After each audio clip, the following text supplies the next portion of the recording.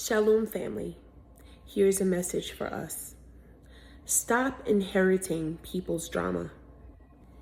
Not everybody that says the enemy this, the enemy that are referring to the same enemy that you and I share. They're referring to flesh and blood, or in other words, a person. And we know that Yahuwah tells us that we do not fight against flesh and blood. This is why we need to stop inheriting people's problems. And when I say this, I'm not talking about bearing the burdens of our brethren, which we are supposed to do.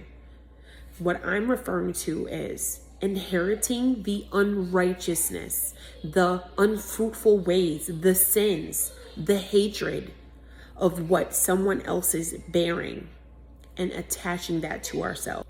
We have to make sure that we are being very careful before we listen to conversations or watch content or go into places or areas in which someone is talking unfruitfully and then they refer to the enemy.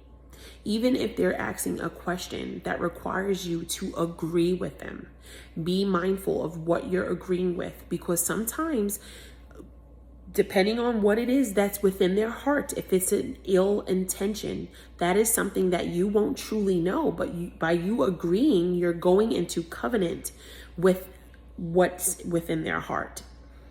This is why when it comes to slander, tale-bearing, and when it comes to gossip, it is important for us to flee the minute we start hearing it go to that, because that is not fruitful. And just by you listening, you are a part of the problem as well.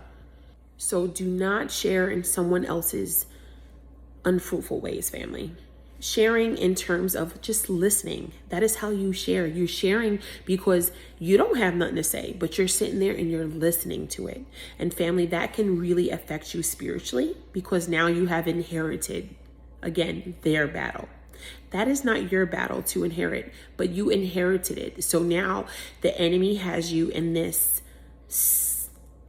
stagnant type of position that you didn't even have to be in if you had simply admonished. So the minute that you see something this season, family, that is not aligned with Yahuwah's way, with his will, speak up. I'm not saying to go and, seek out these encounters, but what I'm saying is, if you end up crossing your path with a brother or a sister who is being unfruitful, or who is slandering, or who is tale-bearing, or watching a live or something like that, plant a seed. People are never going to like the truth when their heart is not in a good position, but you need to do your part. You see it, so now you're a part of the problem, unless you admonish, and admonish in a gentle way, in a respectful way. Plant a seed. They may not like what you have to say, but you have to cover yourself. Don't sit there and marinate or, soak in all of that negativity. As I said, only Yahuwah knows what's within someone's heart. So if they have ill intentions in their heart and they're telling you something and getting you to agree with what they're saying, family, you have to be mindful of that. It's best to not say anything at all, and it's best to not even be a part of listening to that. Protect your ear gates this season. Admonish this season. Speak the truth this season.